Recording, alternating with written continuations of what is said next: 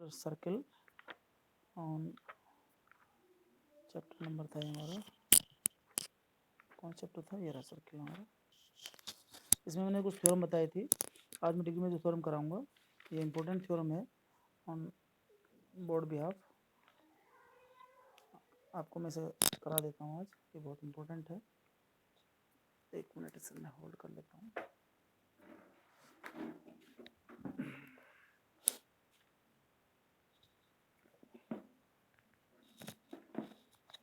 तो इस थ्योरम में क्या होता है, ये थ्योरम बहुत इम्पोर्टेंट है। एक बार इसे मैं सेट कर लेता हूँ।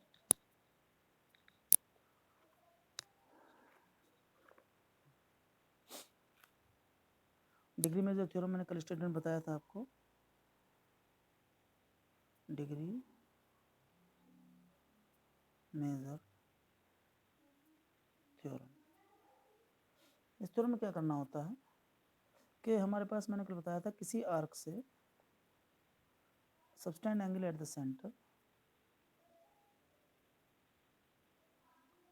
is twice angle made by the any other point of the remaining arc। इस वाली आर्क पर बना हुआ एंगल जस्ट डबल होगा इसका। हमें प्रूफ करना है कि ये एंगल एक कोड है A B, this is centre O, this is C. तो हमारे पास कंडीशन प्रूफ करनी है angle A O B is equal to twice of angle A C B.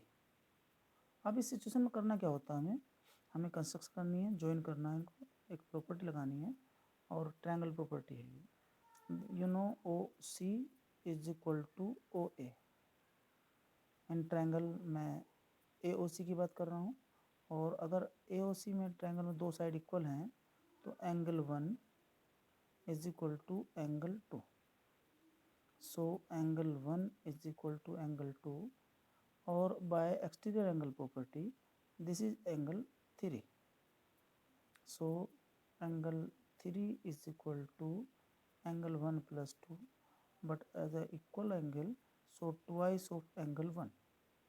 this is the first equation, and second is angle in triangle BOC, same property and similar, angle 4 is equal to angle 5।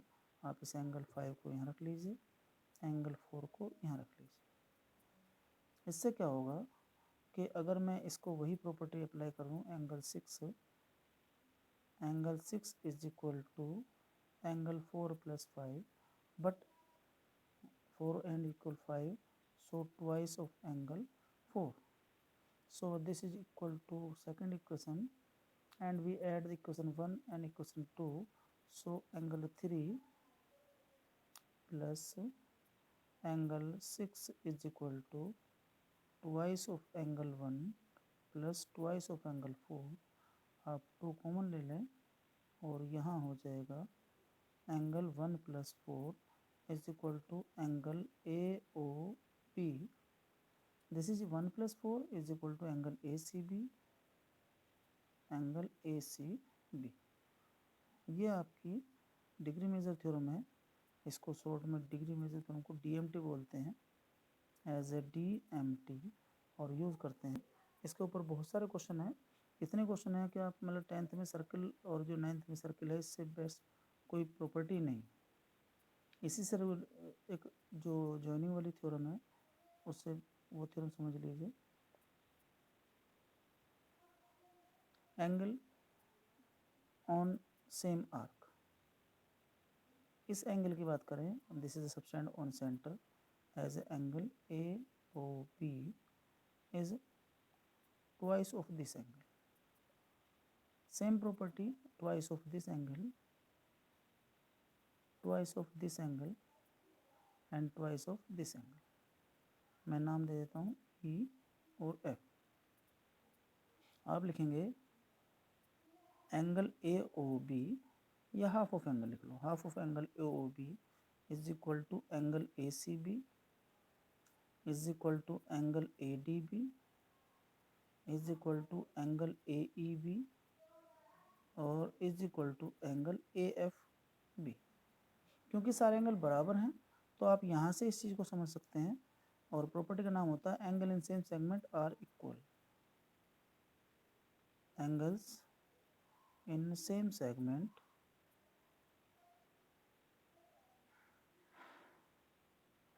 Are equal. ये एक most important property है और generally बहुत जगह use होती है। Same segment वाला होता है कि जो लेंथ ऑफ कर्व है, लेंथ ऑफ आर्क है, वो सेम आर्क पर बने हुए हैं। सिमिलर प्रॉपर्टी इसमें एक और प्रॉपर्टी है एंगल ऑन डायमीटर, और ये डिग्री मेजर थ्योरम का ही कन्वर्जन है, क्योंकि diameter is a straight line and made by the arc of the semi circle. Semi circle से सेंटर ऑफ सबटेंड एंगल 180 होता है, और because any other part as a this remaining arc as this arc means this arc, any angle made by the half of this, so angle AOB CD and A, so angle AOB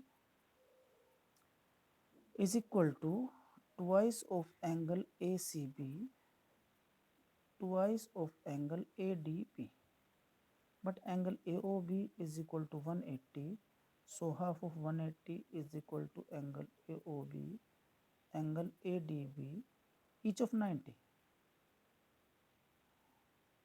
is equal to 90 angle ADB और ACB, so subtend angle on semicircle is 90। तो यहाँ theorem होती है angle subtended on diameter, angle subtended, angles लिखो, angle subtended on diameter, substance on diameter is 90 और right angle. इसके ऊपर एक बहुत इंपॉर्टेंट क्वेश्चन है, मैं उसे करा देता हूँ, ये एग्जाम में बार बार आता है। ये एंगल बोर्ड के लिहाज से बहुत इंपॉर्टेंट है। आपको गिवन है कि ये दो को रेडियस के बराबर है, O A is equal to A B, और फिर गिवन है this is the diameter and joining the B and C as name as CD, this is point is P। आपको एंगल P फाइंड करना है और बाकी आपको कुछ नहीं दिया होगा, बस COD इज डायमीटर। तो आपके पास है, आप लिखेंगे CD is a diameter and next condition है OA is equal to AB is equal to OB। आप इसको ज्वाइन कर लीजिए, कंस्ट्रक्शन कर लिया हमने, और तीनों बराबर हो गई, और यहीं से प्रॉपर्टी प्रूफ होती है। So triangle OAB is equilateral, equilateral triangle, और इक्विलेटरल एंगल है तो angle AOB is equal to 60, और अगर ये वाला एंगल 60 है तो इस कोड पर जितने भी एंगल बनेंगे इस कोड पर, वो सब इसके हाफ बनेंगे। हमने वो ट्रायंगल ले लिया जो इस एंगल P के अकॉर्डिंग रिक्वायरमेंट होगी, तो यहाँ लिखेंगे angle ADB is half of angle AOB is equal to 30, 60 का हाफ 30 हो जाएगा, and angle CAD is equal to 90 on diameter. आपके पास दो एंगल आ गए बाय लीनियर पेयर। यहाँ लिखेंगे angle DAP is equal to also 90 bye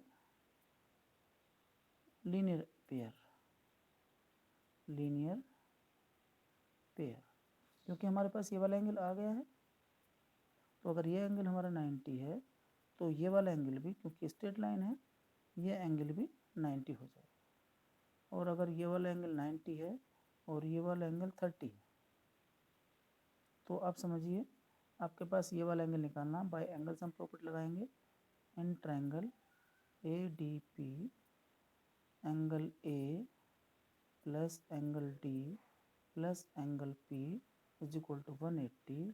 hence angle A की वैल्यू हमारे पास 90 है, एंगल डी की वैल्यू 30 है, एंगल पी हमें फाइंड करना है 180। So angle P is equal to 60 degree. Please like and subscribe my channel. और नेक्स्ट प्रॉपर्टी जो हमारे बोर्ड के क्वेश्चन हैं उनके लिए लाइक करें और सब्सक्राइब करें, जिससे कि आपको जस्ट इसकी नोटिफिकेशन आ जाए। और मैं आपको जस्ट बोर्ड का एग्ज़ाम और एग्जाम्पल दूंगा जो CBSE और ICSE दोनों में काम आएंगे। So please like and subscribe and share my channel. Okay.